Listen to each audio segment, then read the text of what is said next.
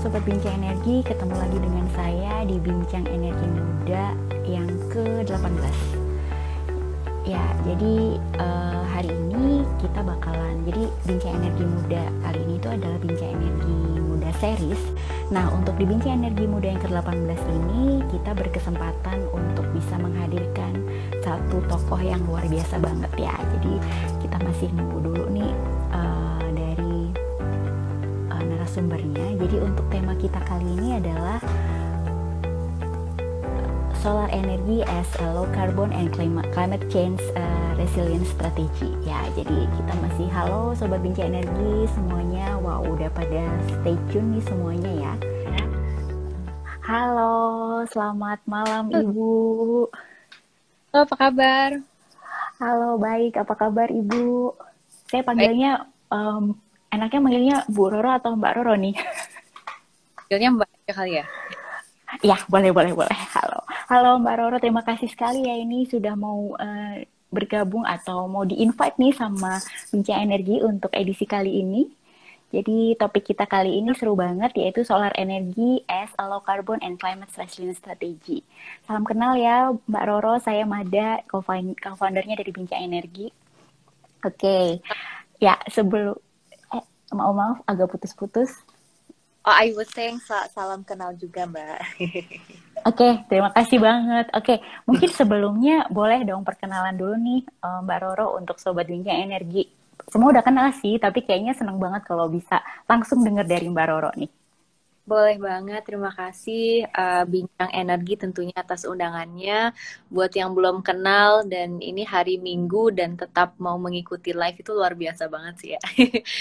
Nama saya Diah Roro Esti dan alhamdulillah saat ini saya diberi amanah sebagai wakil rakyat. Jadi saat ini ditugaskan di Komisi 7 yang membidangi energi, riset inovasi dan juga industri. Tentu dengan relevansi yang kita bahas hari ini yang berkaitan tentang terkhusus PLTS ya Mbak ya, tetapi selebihnya secara makro juga bagaimana kita dapat mempercepat transisi energi dan pemanfaatan daripada energi baru dan terbarukan. Ini juga merupakan salah satu fokus utama kita di Komisi 7 dan di Parlemen. Maka nanti mungkin sebelum kita membahas secara spesifik PLTS-nya tersendiri, I think it's also very important untuk kita membahas secara makronya seperti apa gitu, karena segala sesuatu hal itu dimulai dengan regulasi ya, dengan adanya regulasi yang mendukung agar percepatan daripada penggunaan EBT ini juga bisa dapat realisasikan semaksimal mungkin gitu Mbak. Oke, wow seru banget ya Mbak Roro, aktivitasnya nih luar biasa sekali nih ya. Nah, tadi udah ke-spill nih sama Mbak Roro bahwa sebelumnya kita harus ngomongin yang makro dulu ya, tadi dari regulasinya. Nah, kita jadi pengen tahu nih lebih dalam Mbak Roro. Jadi sebetulnya so far gitu ya, terkait dengan regulasi atau mungkin dari komitmen dan juga kebijakan dari pemerintah gitu ya, terkait dengan EBT atau nanti kita bakalan lebih dalam lagi tentang tadi PLTS dan mungkin overall secara transisi gitu yang kayaknya tiap hari Mbak Roro nih ngomongin tentang ini banget nih, jadi kita pengen tahu itu. Ya, silahkan Mbak Roro. Thank you. So, mungkin secara garis besar dulu ya. Jadi secara garis besar perlu diketahui bahwa menurut saya ya Mbak, sekarang ada sebuah momentum yang luar biasa di mana jangan sampai kita miss gitu dengan adanya momentum ini. Dalam arti kata, saat ini kita juga sebagai host country dari the G20, di mana salah satu target utama adalah untuk membahas mengenai transisi energi gitu. Jadi ini salah satu topik yang kita bicarakan dan ongoing ya hingga nanti bulan Oktober. Lalu kemudian selebihnya kalau dari parlemen sendiri beberapa bulan yang lalu juga telah diselenggarakan di Bali the Interparliamentary Union Convention gitu ya, IPU yang di-host di Bali. Kita sebagai tuan rumah di mana tema besarnya adalah mengenai bagaimana parliamentarians can mobilize on acting on climate change gitu. Jadi bagaimana para anggota parlemen dunia ini bisa melakukan sebuah terobosan terkait bagaimana kita bisa menghadapi atau mencari solusi yang terbaik ketika berbicara mengenai perubahan iklim gitu. Jadi secara internasional dan juga nasional kita ada momentumnya. Selebihnya semua ini juga diatur melalui undang-undang yang sudah existing dan yang saat ini sedang kita coba untuk buat gitu di parlemen bersama dengan pemerintah. Jadi yang pertama, undang-undang intinya itu adalah Undang-Undang Nomor 30 Tahun 2007 ya, yang berkaitan mengenai mohon maaf, tentang energi. Jadi di dalam undang-undang ini itu ada beberapa keturunannya gitu ya, dan salah satunya adalah Rencana Umum Energi Nasional. Dan di dalam Rencana Umum Energi Nasional ini terdapat sebuah target untuk bauran energi kita secara keseluruhan gitu. Jadi we have a target 23% EBT pada tahun 2025, dan itu komposisinya ada beberapa ya Mbak ya, karena kalau kita berbicara mengenai energi terbarukan kan sumbernya banyak sekali gitu, bukan hanya dari solar atau matahari gitu ya, selebihnya juga geothermal as a part of that, lalu kemudian wind gitu ya, dari angin, Bayu itu juga merupakan beberapa tipe yang ada di dalamnya. Tapi pada dasarnya kita punya target nih 23% pada tahun 2025 dan juga 31% pada tahun 2050. Dan keturunannya lagi gitu ya, itu ada Rencana Umum Energi Daerah. Kenapa RUED ini penting? Karena kita mengetahui dan menyadari bahwa setiap wilayah di Indonesia ini mempunyai economies of scale yang sangat berbeda gitu. Misalnya di Pulau Jawa, keunggulannya dari segi energi terbarukan itu berbeda dengan pulau lainnya misalnya gitu ya, wilayah lainnya. Ada beberapa wilayah yang mempunyai specialty dalam mengembangkan energi berbasis tenaga wind ya, Bayu ya kalau gitu. Itu juga terdapat di misalnya di Makassar gitu. Kita juga punya pembangkit di sana yang 75 megawatt ya kalau tidak salah. Dan selain itu 40% daripada reserve geothermal dunia itu ada di Indonesia gitu. Jadi ini juga merupakan salah satu potensi yang kita miliki. So it's really important to understand gitu, untuk mengetahui bahwa setiap wilayah di Indonesia mempunyai keunggulannya masing-masing. Maka betapa pentingnya kita mempunyai komitmen dari pemerintah daerah untuk mengembangkan sebuah skema gitu ya Mbak ya, untuk wilayahnya masing-masing, agar terdapat nomor satu adalah komitmen, karena segala sesuatu hal itu kembali lagi dengan siapa yang memimpin gitu ya. Kalau di tingkat daerah berarti kita berbicara mengenai baik itu bupati, baik itu gubernur gitu ya. Dan ini ranahnya pemerintah gitu juga untuk berkoordinasi dengan mereka. Selebihnya juga DPR ketika kita melakukan kunjungan di sana ke beberapa wilayah itu selalu menjadi topic of discussion gitu Mbak. Bahwasanya penting sekali bahwa setiap wilayah ini mempunyai targetnya masing-masing dalam mencapai targetnya untuk bisa merealisasikan transisi energi. Jadi itu secara keseluruhan. Belum lagi kita membahas mengenai bagaimana sih sebetulnya saat ini komitmen di Komisi 7-nya sendiri dengan pemerintah gitu kan. Dan saat ini yang sudah berhasil kita lakukan adalah mendorong rancangan undang-undang energi baru dan terbarukan yang saat ini tahap pembahasannya sudah di Badan Legislasi, di mana sebelumnya itu sudah kami bahas secara holistik di Komisi 7 dan kita membuka pintu nih Mbak. Jadi it's really important bahwa kita mendorong sebuah kebijakan yang transparan gitu ya, dan melibatkan multiple stakeholder gitu. Jadi kita sudah berbicara dengan lebih dari 20 instansi, bahkan pemerintah daerah juga ada beberapa yang audiensi dengan kami, membahas mengenai komponen daripada RUU EBT ini gitu. Dengan tujuan tentunya salah satunya adalah untuk bagaimana renewable energy ini bisa lebih kompetitif di dalam energi market kita, bagaimana kita bisa lebih berdaya saing, bagaimana secara teknologi kita juga bukan hanya bisa kompetitif, tapi kita juga bisa berperan andil gitu ya dalam berinovasi. Salah satu mitra kerja kami di Komisi 7 adalah Badan Riset Inovasi Nasional, Mbak. Dan kita selalu tekankan bahwasanya sudah waktunya kita independen dalam hal ini gitu, karena kita harus melakukan berbagai macam terobosan agar inovasi, ataupun kalau misalnya PLTS kan berarti kita juga berbicara mengenai energi storage-nya gitu, baterainya.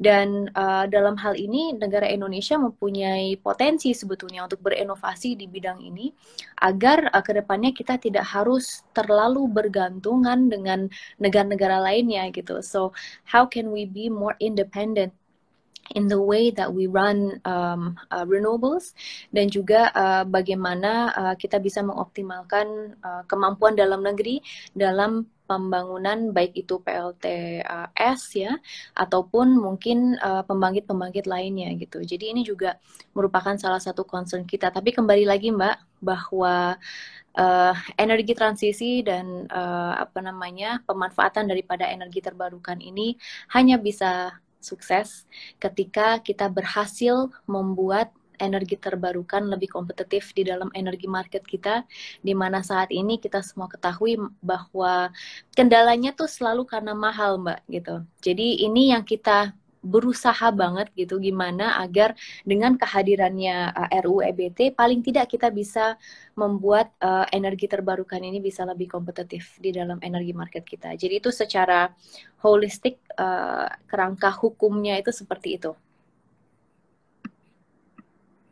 Oke, wow, ini seru banget nih Mbak Roro, luar biasa insight-nya. Jadi, tapi memang betul sekali Mbak Roro. Jadi, beberapa kali kita mengadakan dialog begitu ya, atau diskusi terkait dengan energi baru terbarukan, itu sering sekali kadang-kadang kita lebih ke tadi bagaimana supaya ini bisa lebih dalam tanda kutip, kita tidak bisa bilang membumi ya, tapi supaya bisa banyak yang menggunakan. Tadi luar biasa kalau misalnya RUU EBT bisa mengarah ke sana nih ya. Jadi harapan dan kita jadi cerah sekali nih ke depannya, karena sebetulnya anak-anak muda ini mau banget untuk berpartisipasi, tapi terkadang mereka terkendala karena tadi itu masih beberapa masih relatif di beberapa itu masih menganggap ini mahal seperti itu, atau mungkin belum bisa applicable gitu ya, terutama meskipun sebetulnya semakin ke sini itu ya semakin bisa gitu diterapkan. Nah kalau pemerintah punya ini stop abis nih Mbak Roro, kita bisa makin mengunjuk ke arah yang sana ya. Tadi tertarik sekali satu hal Mbak Roro terkait dengan bahwa perlu di-highlight juga ya kalau setiap setiap daerah itu punya karakteristik yang nggak sama. Dan itu saya dukung banget tuh, bener-bener. Jadi kayak, karena kita tidak bisa menerapkan kebijakan yang sama di satu daerah untuk daerah yang lain, mereka perlu memodifikasi. Nah, dari sini Mbak Roro ada sedikit contoh nggak, atau mungkin sekedar apa ya, kasus atau contoh hal yang terkait dengan karakteristik tadi nih. Jadi bagaimana sebetulnya cascading-nya ya dari kita punya RUU nasional gitu, kemudian diterjemahkan di level daerah, atau mungkin ada satu contoh daerah yang sudah mencoba untuk menerapkan itu Mbak Roro. Jadi sebetulnya RUET ini sudah diterapkan di lebih dari 15 provinsi ya Mbak ya. Jadi memang masih on process, statusnya itu on process, belum setiap provinsi belum mempunyai, mohon maaf, RUET ini. Tetapi kemarin kami pernah melakukan bukan kolaborasi, tapi kita pernah sounding dan rapat dengan pemerintah daerah di Jawa Timur, waktu itu dengan Mas Wagub ya, beserta jajarannya, kepala ini juga ya, dinas untuk energi, SDM-nya itu juga hadir. Pada intinya kalau untuk Jawa Timur tersendiri itu fokusnya lebih ke biofuels dan juga konversi daripada waste to energy. Potensinya sangat amat besar gitu ya. Jadi kalau untuk di wilayah Jawa Timur itu it's not wind ya, it's more to do with biofuel, solar juga ada potensinya, lalu kemudian waste to energy technology. Dan kebetulan setelah saya pernah juga berbicara dengan Bupati Gresik, karena Gresik juga merupakan salah satu ini ya Mbak ya, wilayah saya, jadi saya mewakili masyarakat Gresik dan Lamongan. Sempat ada pembahasan bahwasannya Pulau Bawean ini ingin dikelola sebagai wilayah khusus untuk penerapan ataupun implementasi daripada waste to energy technology ini gitu, karena sifatnya itu pulau rada terpencil, kita harus naik kapal gitu ya selama 3 jam untuk bisa akhirnya sampai di pulau tersebut.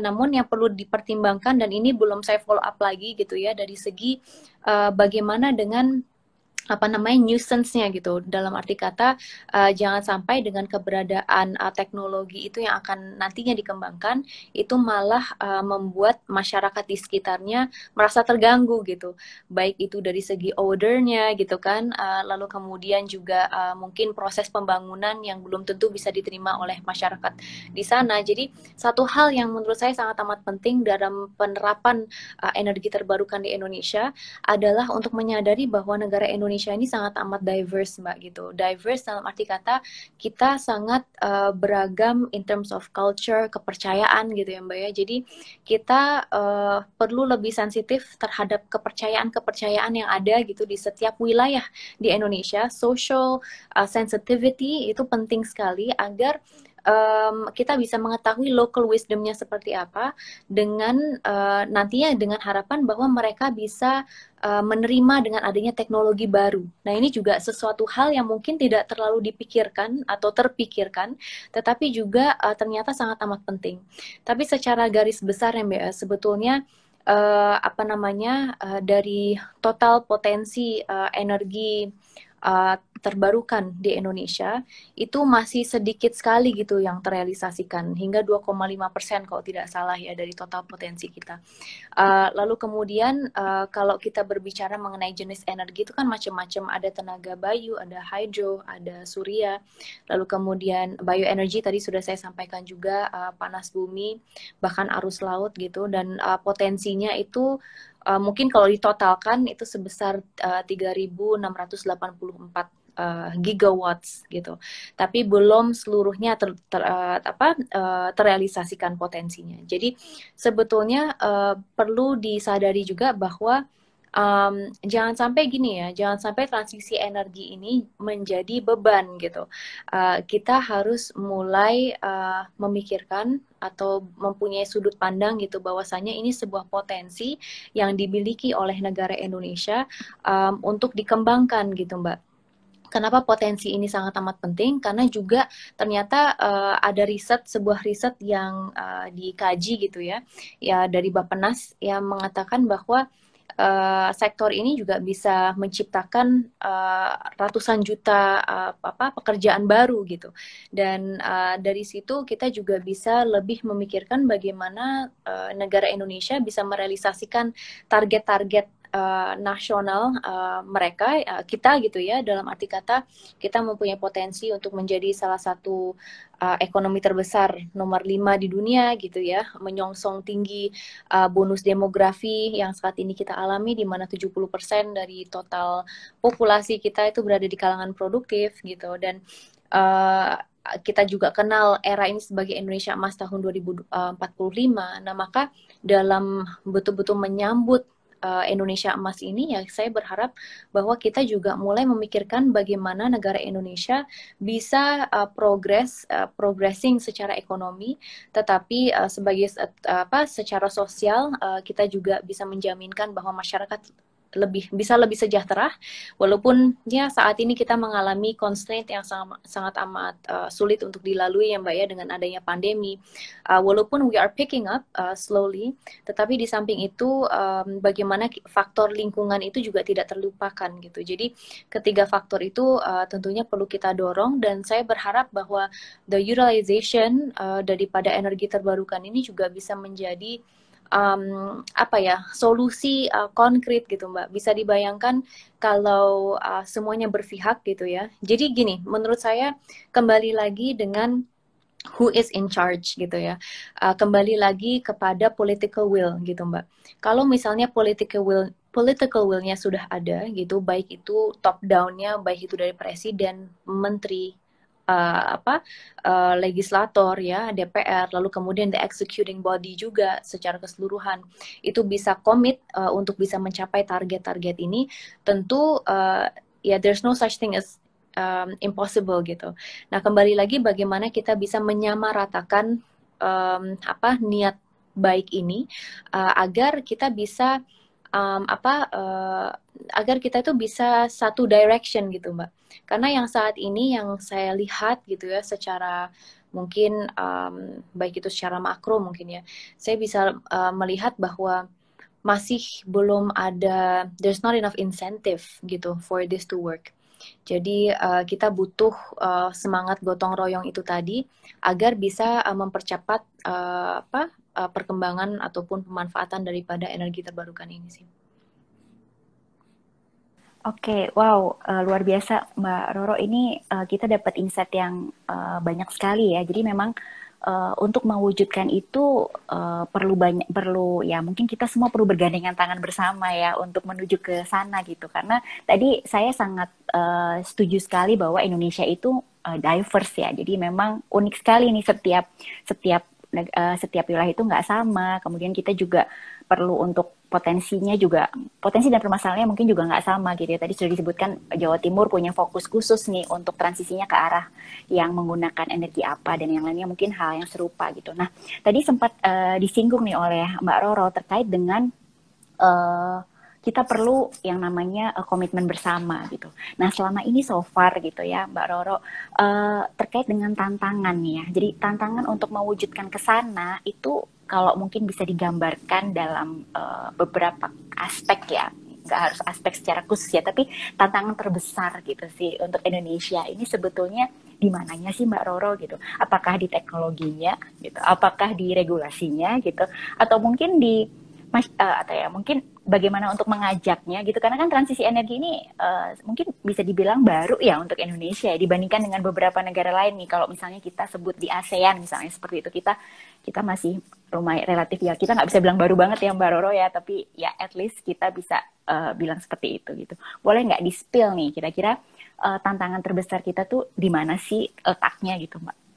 Ya, dari target bauran energi nasional kita ketika berbicara mengenai energi terbarukan, tadi kan targetnya 23% gitu ya di tahun 2025.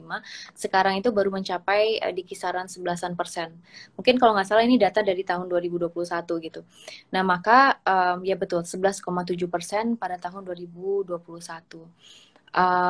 Sedangkan target kita sebetulnya di tahun itu 14,5%. Tapi pada intinya gini, walaupun regulasinya ada gitu, tapi kita we are not moving fast enough. Itu yang pertama kali ya. Lalu kemudian yang kedua adalah kita harus menyadari bahwa saat ini kita negara kita secara economically is run predominantly by fossil fuels gitu. It's a fossil fuel driven economy. Kenapa ini penting untuk diketahui? Karena sektor fosil selama ini gitu ya udah dapat menciptakan lapangan pekerjaan yang begitu masif, lalu kemudian telah menciptakan multiplier effect juga yang sangat amat prevalent, dan ini dirasakan oleh masyarakat Indonesia hingga saat ini. Ketika kita berbicara mengenai mungkin utilization daripada sumber energi terbanyak itu masih kita mengandalkan salah satunya batu bara, Mbak. Gitu, batu bara is still very dominant in this factor. Kenapa? Karena memang secara keseluruhan masih considered cheap walaupun dengan kondisi geopolitik yang saat ini kita alami, perang Rusia dan Ukraina itu sangat amat mempengaruhi juga harga batu bara ya Mbak ya. Batu bara di mana saat ini memang dia skyrocketing gitu, dia semakin meningkat, tetapi ini kan sesuatu hal yang terjadi sementara gitu Mbak. Jadi masih ada kemungkinan bahwa harga batu bara ini bisa kembali lagi in a apa namanya constant, di mana ya constantnya adalah harga yang masih kompetitif gitu. Jadi dilemanya untuk negara Indonesia karena sumber energi yang tidak terbarukan yang kurang ramah lingkungan ini masih melimpah sebetulnya ya, masih melimpah, masih sangat amat banyak. Our coal reserve itu bisa hingga 80 tahun ke depan itu masih ada gitu ya Mbak ya. Kalau misalnya oil itu diperkirakan hanya beberapa belasan tahun ke depan kalau tidak ada eksplorasi yang dilakukan. Tetapi saat ini kita mengetahui bahwasanya misalnya ada target 1 juta barrel per day gitu ya pada tahun 2030. Namun realisasinya kalau tidak salah itu di 600-an atau 700-an barrels per day yang saat ini kita alami gitu. Jadi walaupun memang terkendala untuk bisa mencapai target setinggi itu, tetapi eksplorasi ataupun eksploitasi gitu ya, eksplorasi dan utilization daripada the oil and gas sektor itu masih terjadi gitu Mbak. Jadi dilema utama, tantangan utama kita adalah bahwasanya realistically, kenyataannya pemanfaatan daripada energi terbarukan itu masih sangat amat dikit dan kecil dan masih tergolong minoritas gitu. Tetapi kabar baiknya, karena memang sudah waktunya kita bertransisi, there is a political willingness to do so, baik itu dari pemerintah terkhusus dan juga kami di parlemen juga sangat amat berharap gitu ya kita bisa melakukan sebuah terobosan yang sangat amat dibutuhkan gitu Mbak. Soalnya kita juga sudah menandatangani the Paris Agreement gitu. Kita juga sudah sepakat dengan Undang-Undang Nomor 16 tahun 2016 waktu itu antara Komisi 7 dan KLHK yang dulunya mitra kerja kita gitu, dan kita sudah sepakat untuk mengurangi emisi karbon gitu sebesar 29%. Nah, maka yang saat ini sedang dilakukan, ini akhirnya pembahasannya tentang transisi energi secara keseluruhan ya Mbak ya, bukan PLTS only gitu. Mungkin nanti Habis ini sesi PLTS nih. Oke, karena kita ada basic untuk mengetahui garis besarnya itu seperti apa gitu. Tapi pada intinya, setuju. Balik lagi gitu bahwa semua tergantung daripada komitmen, dan transisinya Indonesia itu mungkin beda dengan transisinya negara-negara lainnya Mbak gitu. Dan yang saya lihat saat ini yang dilakukan adalah eksplorasi masih jalan ya, eksplorasi daripada the fossil fuel sector itu tetap berjalan dengan catatannya adalah bagaimana kita mulai mengeksplor dan kita juga harus bisa mengembangkan teknologi yang mampu untuk mengurangi emisi gitu. Bagaimana saat ini kita juga ada skenario ini ya, net zero emissions pada tahun 2060 kalau untuk negara Indonesia, walaupun secara global itu disepakati pada tahun 2050, tetapi paling tidak ada beberapa komitmen dari the oil and gas, bukan oil and gas sekarang ya, the energy industry atau energy companies untuk bisa mengembangkan misalnya teknologi CCUS, carbon capture and utilization storage, lalu kemudian coal gasification, ya, coal liquefaction gitu. Jadi banyak sekali teknologi yang saat ini kita dorong agar bisa mampu untuk mengurangi emisi karbon tersebut gitu Mbak. Jadi gimana ya? It's such a hard question to answer gitu. Soalnya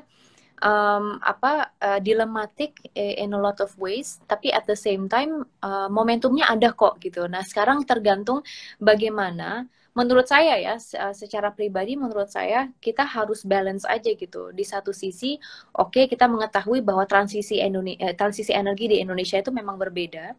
Lalu kemudian ternyata fossil industri itu masih berjalan gitu, tetapi seiringan dengan itu kita juga harus tetap semangat gitu untuk mengembangkan energi terbarukan. Karena kalau tidak semangat, berarti kembali lagi kepada sistem business as usual gitu. Akhirnya energi terbarukan ini tidak berkembang. Tapi kembali lagi bahwa ada beberapa faktor yang bisa mendorong agar sektor ini berkembang, Mbak. Jadi baik itu dari segi permintaannya, demand, karena segala sesuatu hal dengan permintaan gitu. Kalau misalnya demand ada, ini signal bahwa energi terbarukan atau sektor ini cukup kompetitif gitu. Tapi kenyataannya kan tidak. Kenapa tidak kompetitif? Karena harganya masih mahal gitu ya dibandingkan energi fosil. Nah, maka salah satu cara untuk membuat ini tidak mahal adalah di mana kita harus mulai berinovasi.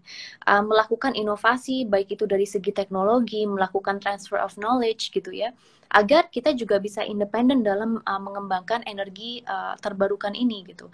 Kalaupun tidak, bagaimana kita bisa membuka ruang untuk foreign direct investment agar kita juga bisa agar kita bisa membuka ruang untuk industri ini berkembang gitu.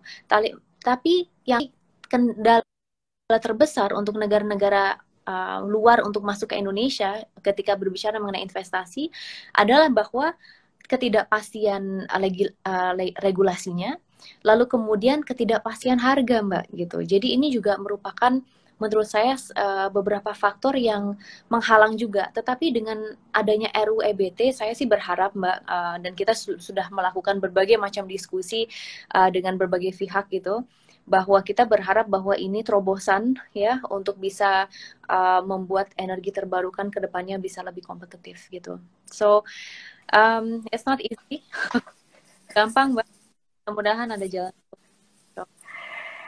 Iya, luar biasa banget nih Mbak Ro. Jadi beberapa Sobat Bincang Energi itu banyak yang DM ke kita gitu ya. Waktu tahu bahwa kita nanti akan menghadirkan Mbak Roro gitu. Jadi banyak sekali pertanyaan-pertanyaan itu memang pengen kepo lebih gitu ya. Terkait dengan regulasi, kemudian pengen tahu lebih tentang dari sisi pemerintah kebijakannya gitu. Karena memang kalau disampaikan dengan cara yang seperti ini itu mereka mungkin lebih nyaman ya karena beberapa follower kami ini banyak milenial juga nih Mbak Roro. Jadi pas banget nih.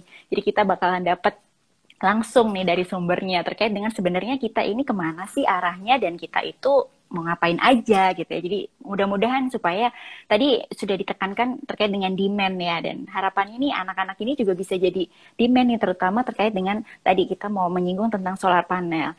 Jadi terkait dengan energi surya nih Mbak Roro, tadi kan sudah ditekankan kita menuju ke arah transisi ya walaupun sebenarnya kita berusaha untuk mungkin saya bisa simpulkan sedikit ya keywordnya bahwa kita mau melakukan akselerasi nih ya, akselerasi transisi energi untuk Indonesia nih supaya kita bisa speednya bisa lebih cepat gitu ya dengan tadi beberapa komponen yang sudah disebutkan oleh Mbak Roro. Nah, so far gitu ya, sebetulnya bagaimana sih Mbak energi surya ini dijadikan pilihan gitu atau mungkin dijadikan salah satu alternatif dalam transisi energi gitu. Jadi gimana nih untuk energi surya itu sendiri karena kan banyak banget pilihannya ya. Nah untuk energi surya sendiri bagaimana karena banyak sekali nih yang kepikirannya kayak gini Mbak Roro, kepikiran simpel nih. Kita tuh tiap hari dapat matahari gitu, berarti otomatis sebenarnya kita bisa memanfaatkan matahari seperti itu. Nah gimana nih Mbak Roro mungkin bisa menjelaskan mungkin konteks atau kedudukan dari posisi energi surya ini dalam transisi energi secara overall gitu. Ya, jadi transisi energi ini kan memang kembali lagi ya, sumber energi terbarukan kan banyak sekali Mbak. Sorry, transisi ini kan berarti kita harus bagaimana caranya kita bertransisi dari yang tadinya mayoritas fossil oriented menjadi lebih hijau, kan ibaratnya kayak gitu. Dan proses transisi kita bisa sepakati bahwa untuk negara Indonesia beda dengan negara-negara lainnya. Nah, maka kalau kita berbicara mengenai transisi dengan catatan mengoptimalkan energi terbarukan di Indonesia, salah satu resource yang bisa kita gunakan datang dari itu tadi yang disampaikan matahari gitu ya Mbak ya. Jadi sebuah resource yang sebetulnya tidak selalu ada karena kita juga ada malam hari gitu ya Mbak ya, di mana matahari juga tenggelam dan tidak ada. Maka dari situ juga dibutuhkan teknologi pendukung, baik itu battery storage system, ya kan. Lalu kemudian mungkin juga bagaimana, nah ini kita sempat dapat masukan dari beberapa negara asing gitu ya, karena telah dikunjungi oleh beberapa kedutaan besar atau duta besar ke Komisi 7 juga menyampaikan bagaimana untuk agar tenaga surya ini bisa teroptimalkan dengan baik gitu ya, karena it's not always there, tetapi di saat mataharinya tidak ada, itu bisa menggunakan sumber lainnya gitu untuk mengelektrifikasi.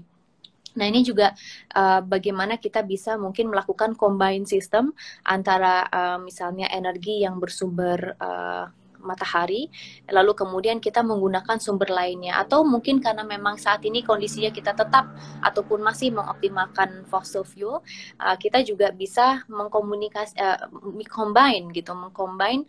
energi yang lebih ramah lingkungan dengan energi fosil gitu. Kayak misalnya saat ini kita menggunakan PLT rooftop gitu ya, itu sistemnya juga ekspor import gitu dengan misalnya PLN gitu.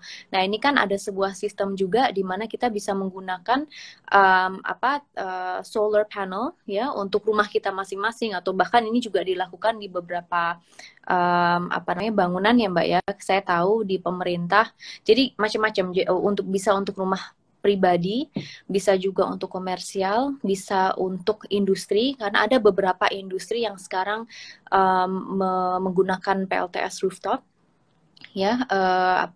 Misalnya kemarin tuh saya pernah kunjungan kerja ke PT Coca-Cola Amatil, dan itu menggunakan solar panels, dan karena Kementerian Perindustrian adalah salah satu mitra kerja kita, itu kita sempat mendorong industri-industri lainnya itu juga melakukan hal yang sama. Gedung-gedung pemerintahan juga sudah mulai mengoptimalkan rooftop ini ya Mbak ya, rooftop system ini. Pemerintah baik itu di Kementerian SDM-nya sendiri, tetapi ini sekalian saya sharing ke teman-teman di sini bahwa di DPR pun melakukan hal yang sama gitu. Dan ini sebuah terobosan yang baru saja dilakukan ya Mbak ya. Baru banget dilakukan, ada satu ketika di mana tiba-tiba itu saya ngelihat di luar jendela saya, dan itu full of rooftop, karena kebetulan saya ruangannya itu di lantai 12 dan view-nya adalah langsung ke gedung kura-kuranya, dan di sekelilingnya gedung kura-kura tersebut itu terdapat itu tadi gitu pembangkit yang dari solar. Jadi PLTS rooftop is also implemented di DPR gitu. Jadi saat ini penggunaannya atau potensinya itu sangat amat banyak gitu ya. Dan ada sebetulnya ada roadmap Mbak untuk PLTS atap ini. Roadmap-nya adalah diharapkan bahwa tahun 2022 kita bisa mencapai 450 megawatt ya. Lalu kemudian di tahun 2023 itu mencapai 900 megawatt, dan 2024 itu 1.800 megawatt, dan yang saya dapat data di sini adalah tahun 2025 itu 3.610 megawatt. Jadi ini penting sekali, dan tadi kembali lagi gitu bahwa penggunaannya itu terdapat dari multiple sources gitu. Baik itu secara pribadi bisa kita lakukan, komersial, industri, pemerintah, rumah tangga itu juga bisa mengoptimalkan PLTS rooftop ini. Nah, kembali lagi, apa sih sebetulnya yang membuat ini difficult to implement? Tapi sebelum itu perlu disadari juga bahwasanya PLTS atap ini sudah banyak digunakan ya Mbak ya. Jadi bukan hanya bukan hanya di Jakarta atau ibu kota di Jakarta saja gitu, tetapi telah diimplementasikan di seluruh Indonesia. Namun ini masih terdengar nggak ya? Insya Allah masih terdengar ya. Oke. Aman Mbak, terima kasih. Tadi soalnya gambar saya sempat freeze gitu, jadi I don't know kalau saya masih on atau nggak. Tapi pada intinya sebaran ini berdasarkan jumlah pelanggan memang mayoritas itu terdapat di wilayah DKI, Jakarta, lalu kemudian di Banten ya, di Jateng, di Jatim, pokoknya di wilayah Jawa itu cukup tinggi gitu. Ada yang di kisaran 320, 412 itu di Jawa Timur ya. Kalau di DKI itu mencapai 1.556 gitu. Tapi kalau di pulau-pulau lainnya di luar Jawa itu masih sedikit Mbak. Misalnya di Maluku terdapat 20 gitu ya. Lalu kemudian di Babel 12, di Kaltim 41 gitu. Nah, ini juga sesuatu hal yang patut untuk kita koordinasikan dan kita rundingkan kembali dengan pemerintah daerah, baik itu dari executing body-nya masing-masing, dari pemerintah daerah, dari bupati atau gubernur gitu ya, untuk mengingatkan kembali gitu terhadap mungkin RUET yang sudah dimilikinya, dan bagaimana sistem implementasi agar PLTS atap ini juga bisa teroptimalkan dengan baik di tingkat daerah gitu. Jadi jangan sampai hanya di metropolitan cities aja gitu Mbak. Nah, ini sedikit gambaran mengenai apa namanya implementasinya dan contoh bisa dilakukan di mana saja gitu. Namun apa namanya kembali lagi ke mengenai regulasi ya Mbak ya, bahwasanya ada Permen ESDM yang membahas khusus tentang PLTS atap ini, itu Permen ESDM nomor 26 tahun 2021, dan itu banyak sekali peraturannya, mungkin nggak akan saya bahas satu persatu, tapi pada intinya itu ada sebuah ketentuan ekspor listrik itu menjadi 100%, yang dulunya 65% ya. Lalu kemudian mekanisme pelayanan berbasis aplikasi dan pelayanan menjadi lebih ya tentunya semua ini menjadi lebih singkat, yang tadinya 15 hari menjadi 5 hari ya. Lalu kemudian ada sistem perdagangan carbon, jadi carbon trading ini juga sangat amat menarik untuk kita explore, karena kembali lagi juga ya dengan goal kita besar untuk bisa mencapai net zero emissions gitu, penting sekali untuk kita menjelajah itu perdagangan karbon, dan ternyata ada ruang untuk melakukan itu berdasarkan peraturan yang sudah ada. Jadi ini sedikit gambaran baik itu dari segi regulasi dan bagaimana selama ini implementasinya, dan sedikit mengenai tantangan yang dialami. Oke, terima kasih sekali nih Mbak Roro. Jadi bahwa ternyata untuk mengimplementasikan tadi ya PLTS itu banyak sekali sebetulnya alternatif-alternatif yang bisa dilakukan ya. Jadi tadi kita bisa memasang untuk dalam skala pribadi gitu, tapi kemudian juga bisa dalam skala mungkin perkantoran, dan ya jadi banyak sekali sebetulnya alternatif yang bisa kita lakukan. Bahkan di DPR sendiri sudah memasang ya Mbak, dan baru saja gitu. Oke, nah tadi juga sudah di-spill nih terkait dengan tantangannya gitu. Tadi yang bagian terakhir nih menarik sekali karena pas banget. Jadi ada beberapa pertanyaan juga dan ke DM ke kami juga terkait dengan sebetulnya tadi sudah di-spill untuk mungkin kita bisa bilang itu carbon tax ya Mbak ya. Itu benar atau enggak apa terminologinya. Jadi tadi kan bagaimana mekanisme kita bisa dalam tanda kutip menjual listrik gitu, kemudian kita bisa mendapatkan apa feedbacknya gitu. Nah, atau sejauh mana sebetulnya terkait dengan energi surya ini posisinya, atau mungkin tadi kita tidak perlu komponennya sangat banyak, tapi minimal secara umum di UU EBT ini terkait dengan apa kebijakan energi surya ini ada nggak sih Pak tempat tersendiri gitu? Mungkin ada tempat khusus nih terkait dengan energi surya atau mungkin secara global, dan terkait dengan tadi sempat disinggung untuk carbon tax gitu. Kita boleh di-spill sedikit Mbak terkait dengan carbon tax gitu ya. Karena ini menarik sekali sebetulnya supaya tadi bagaimana kita bisa mungkin menarik investor atau mungkin menarik lebih banyak lagi yang mau gitu ya untuk apa namanya berinvestasi gitu terkait dengan ini. Silahkan Mbak Roro. Ya, thank you. Jadi kalau mengenai carbon tax, kebetulan ini sedikit bukan sedikit ya, berkaitan dengan lintas sektor gitu ya Mbak ya. Karena pasti ketika berbicara mengenai carbon, kita mengetahui bahwa sumber carbon itu datang dari lintas sektor, sektor energi menghasilkan carbon, sektor transportasi ya kan, lalu kemudian sektor kehutanan, banyak sekali sektor bahkan industri yang menghasilkan karbon dalam hal ini. Nah, maka perlu disadari bahwa dengan komitmen internasional dan nasional kita untuk mengurangi emisi karbon sebesar 29%, berarti bisa disimpulkan bahwa setiap stakeholder, setiap sektor itu mempunyai peran yang sangat amat andil gitu untuk bisa merealisasikannya. Nah, maka saat ini ada sebuah skema, itu betul yang disampaikan mengenai carbon taxing system oleh khusus ya.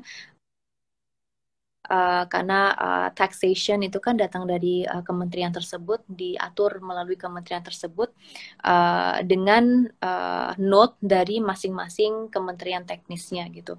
Tapi pada dasarnya sedang dijelajahi gitu implementasi daripada carbon tax system ini. Kenapa carbon tax penting?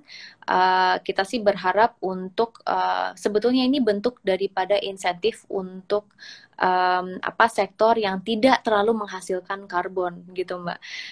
Jadi justru ini membuat sektor yang lebih ramah lingkungan, lebih kompetitif di dalam marketnya masing-masing. Jadi untuk sektor energi tersendiri yang misalnya ya energi berbasis energi terbarukan yang tidak terlalu menghasilkan atau bahkan tidak menghasilkan karbon, itu bisa lebih berdaya saing dari segi harga, juga bisa lebih, diharapkan bisa lebih kompetitif. Nah, maka carbon taxing system ini sedang dijelajahi untuk, kalau tidak salah itu nominalnya 2,5 dollars per metric ton of CO2. Namun yang perlu kita lakukan nanti di DPR ya Mbak ya, ini kebetulan saya masih reses, tapi insya Allah hari Selasa ini sudah masuk lagi dan kita bisa lebih intens membahasnya dengan pemerintah, bahwasanya perlu dipelajari bagaimana sih sebetulnya dampak daripada carbon tax itu terhadap multiple stakeholder yang tadi saya sampaikan. Kebetulan kembali lagi sektor industri saja juga mitra kerja kami, sektor energi mitra kerja kami. Nah ini yang selama ini mungkin perlu lebih kita tekankan untuk menanyakan apa sih sebetulnya dampak daripada carbon tax system ini terhadap misalnya industri gitu. Apakah juga mampu gitu, cukup mampu untuk memberikan insentif buat industri yang tidak terlalu menghasilkan karbon yang tinggi. So is it beneficial? Karena ada yang menyatakan bahwa 2,5 dolar ini masih sangat rendah gitu dibandingkan negara-negara lainnya yang mungkin lebih maju gitu ya Mbak ya, yang harganya itu bisa lebih jauh lebih dari itu gitu. Tapi kembali lagi bahwa ini sebuah kemajuan dan ada apa namanya yang kalau ngasih saya advice itu dalam arti kata ya ini this is better than nothing gitu. Ini jauh lebih baik dibandingkan kalau kita tidak ada sistem seperti ini sama sekali gitu.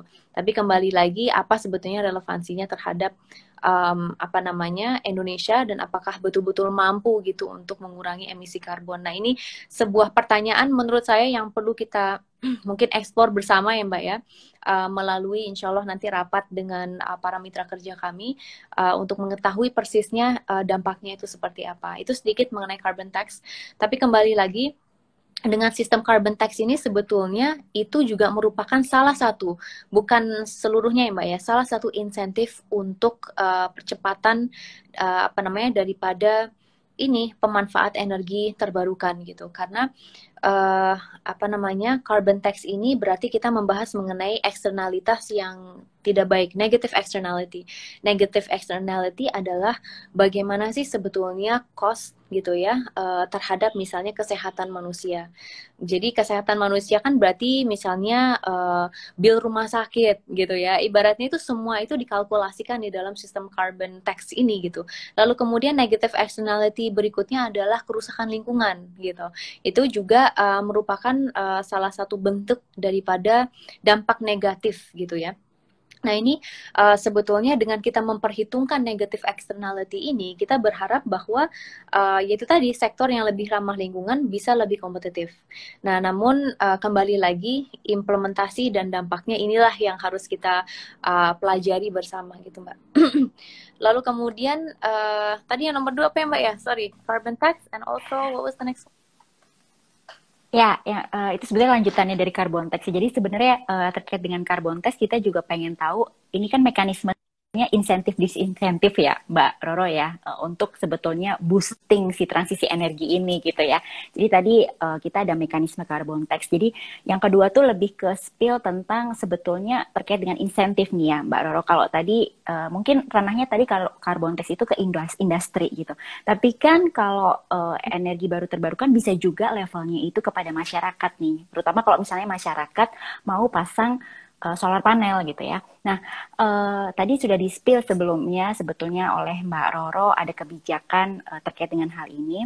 Cuma mungkin bisa diberikan lebih detailnya atau mungkin rencana-rencana ke depannya dari regulasi kebijakan pemerintah gitu ya terkait dengan insentif yang bisa diberlakukan kepada untuk masyarakat yang sekiranya pengen ikutan nih Mbak untuk transisi energi tapi levelnya level masyarakat atau mungkin lebih dari masyarakat level komunitas misalnya yang kita pengen nih ikutan transisi energi gitu ya karena kita rasa penting dan kita pengen berkontribusi, padahal kami bukan industri misalnya seperti itu. Ada nggak ya kebijakan ke arah sana yang sekiranya bisa nih bikin masyarakat itu mau lebih untuk ikutan gitu di transisi energi ini gitu?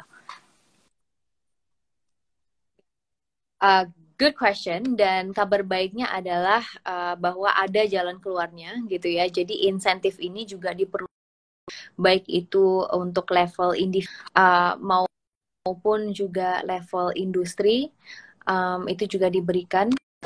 Mohon maaf, I hope masih oke. Lalu kemudian selebihnya juga mungkin secara detail saya belum bisa nge-share gitu ya ke teman-teman di sini, belum bisa karena memang sifatnya masih pembahasan masih panjang, Mbak. Jadi sekarang kan udah kita serah terima di Balek, sebelum nanti dari Balek Badan Legislasi DPR akan dikembalikan ke Komisi 7, di mana secara rinci, secara detail akan kita komunikasikan dan bicarakan dengan pemerintah, dengan Kementerian SDM. Tapi pada intinya ketika berbicara mengenai insentif itu sudah ada kok, Mbak. Jadi yang khusus diperuntukkan untuk, lalu kemudian level komunitas. Kalau personal saya harus cek kembali ya Mbak ya. I'm not sure kalau itu sudah ada atau belum. Tetapi paling tidak skema-skema insentif itu sudah dalam pembahasan gitu saat ini di DPR. Dan berkaitan mengenai RUU EBT itu perlu diketahui bahwa komponennya kan banyak ya Mbak ya. Jadi ada komponen misalnya membahas mengenai perizinannya, ya, lalu kemudian penyediaannya, lalu pemanfaatan daripada EBT ini seperti apa, lalu kemudian pengelolaan lingkungan gitu, dan kesehatan kerja gitu itu seperti apa. Lalu kemudian yang tidak kalah penting adalah penelitian dan juga pengembangannya. Ini penting Mbak. Jadi bagaimana kita juga melakukan transfer of knowledge, ya selalu belajar dari negara-negara lainnya misalnya.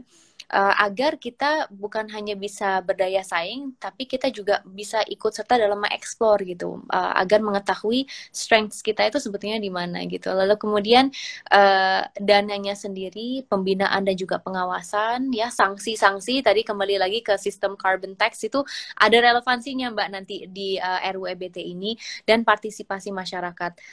Perlu saya tekankan juga kembali lagi mengenai social wisdom karena ini penting sekali Mbak. Mungkin secara garis besar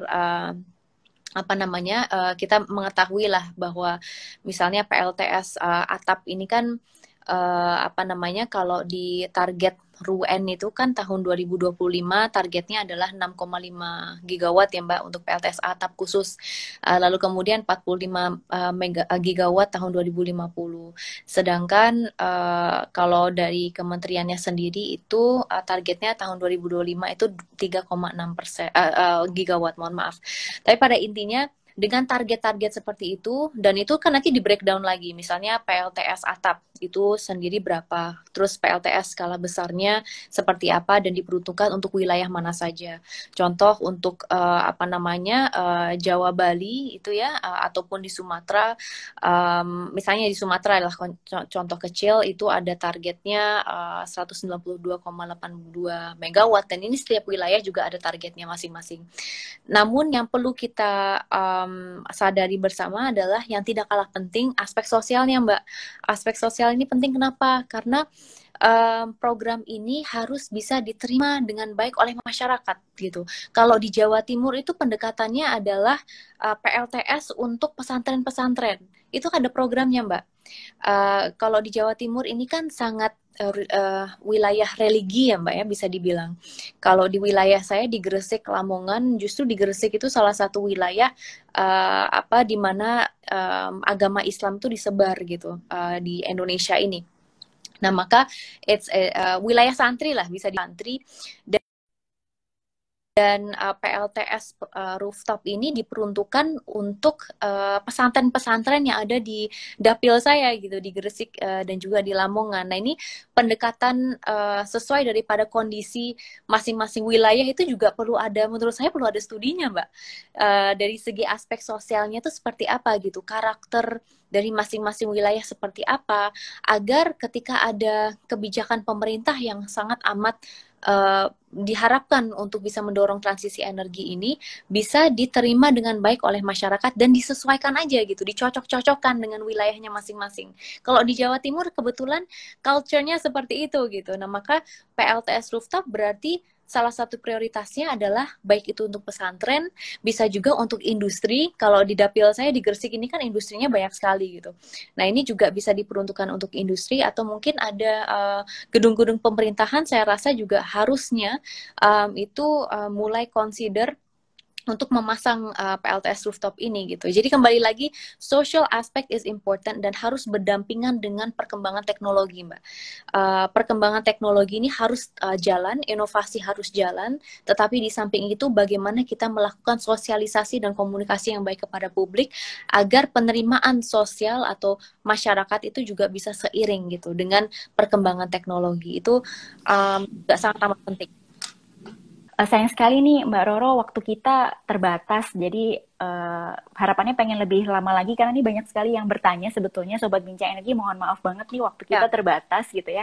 Jadi nanti pasti akan ada sesi lagi ya Mbak Roro, mudah-mudahan bersedia nih untuk undang lagi nih oleh Bincang Energi gitu, terutama nanti kalau mudah-mudahan juga UU EBT-nya bisa segera didok ya dan bisa langsung implementasi gitu. Nah, sebelum kita akhiri nih, Mbak Roro, boleh ya memberikan sedikit closing statement gitu untuk para sobat bincang energi ini terkait dengan tadi bagaimana kita bisa berpartisipasi gitu ya dalam transisi energi dan sebetulnya so far kita itu sudah menuju ke sana dan harapannya optimis nih untuk ke sana gitu. Silakan Mbak Ya. Roro. Oke. Jadi kalau dari saya ya, saya merasa bahwa setiap individu itu mempunyai perannya masing-masing dalam melakukan kontribusinya untuk bangsa. Kalau saat ini kebetulan saja pembahasan kita mengenai transisi energi, maka kembali lagi gitu kepada diri kita sendiri, bagaimana kita bisa berusaha untuk berpartisipasi di dalam transisi tersebut gitu. Baik itu dari segi bagaimana kita merubah kebiasaan kita gitu ya, melakukan penghematan energi ya, energy efficiency. Tetapi di samping itu mungkin salah satu di antara kita tergerak gitu ya untuk mengimplementasikan mungkin panel surya gitu ya, PLTS rooftop gitu di rumahnya masing-masing. I know it's costly, mungkin nanti bisa ada pembahasan khusus mengenai itu. Tetapi itu biaya mahalnya itu hanya di depan kok gitu. Karena ternyata penghematan itu bisa dilakukan dengan berjalannya waktu dan itu berdampak juga terhadap apa namanya biaya listrik yang kita keluarkan setiap bulannya gitu. Jadi ada dampaknya. Lalu kemudian kita harus menggunakan suara kita gitu, use our voice untuk mengkomunikasikan dan mensosialisasikan mengenai isu ini. Jadi saya senang sekali ini diajak bincang energi. Mudah-mudahan ini bisa menjadi bukan hanya motivasi tapi menjadi apa ya source of information yang berguna untuk banyak orang agar kita juga bisa mulai tergerak gitu untuk melakukan perubahan-perubahan lifestyle. Di samping itu ya kita harus do our own research gitu. Kembali lagi kita semua mempunyai peran dan bahkan akademisi pun mempunyai peran yang andil untuk bisa mungkin melakukan apa ya policy advocacy gitu ke orang-orang seperti saya nah, yang saat ini di DPR, yang saat ini diberi kepercayaan dan juga mereka-mereka di pemerintahan karena kita butuh nih dukungan riset agar kita bisa mendorong science-based policy. Dan yang terakhir, terutama buat saya di mana apa namanya lingkup kerja kita kan bukan hanya legislasi Mbak, bukan hanya pengawasan tetapi juga apa anggaran Mbak. Jadi anggaran diperuntukkan untuk apa namanya Kementerian Energi Sumber Daya Mineral ini itu sebesar 600 oh, mohon maaf, bukan. Tapi intinya, intinya adalah kita sudah apa namanya mengalokasikan anggaran khusus untuk Ditjen Energi apa namanya baru dan terbarukan dan juga apa energy efficiency gitu ya Mbak ya. Dan ini sebesar 671,73 M. terkhusus untuk bagaimana kita bisa mempercepat misalnya melalui program penerangan jalan umum tenaga surya gitu yang memanfaatkan matahari lagi gitu kan. Nah, ini juga kita dorong dan politik anggaran itu juga harus kita lakukan semaksimal mungkin agar bisa mendukung gitu ya, mendukung program-program yang mempunyai niat besar yaitu adalah untuk bisa merealisasikan energi transisi ini. Jadi kembali lagi juga kepada kita-kita yang di DPR dan banyak sekali PR-nya sebetulnya Mbak, tapi mudah-mudahan kembali lagi kita harus bergotong royong karena masing-masing orang.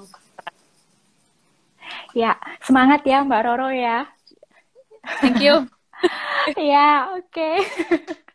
Ya, kebayang ini luar biasa komitmennya dan kita itu senang sekali gitu bahwa Mbak Roro adalah salah satu dari mungkin salah satu yang paling luar biasa nih komitmennya terkait dengan transisi energi di Indonesia gitu ya. Dan saya mau izin untuk spill juga nih Mbak Roro. Jadi kita juga punya satu program gitu ya untuk berpartisipasi pasang solar panel di satu dusun Aik Mual yang ada di Lombok gitu. Jadi kita berusaha untuk fundraising, kita memasang solar panel yang ada di fasilitas kesehatan yang ada di Dusun Aik Mual di Lombok. Jadi mudah-mudahan ini bisa terrealisasi bersama Yayasan Tunas Bakti Nusantara. Oke, terima kasih Sobat Bincang Energi, terima kasih Mbak Roro, terima kasih dan terus semangat ya.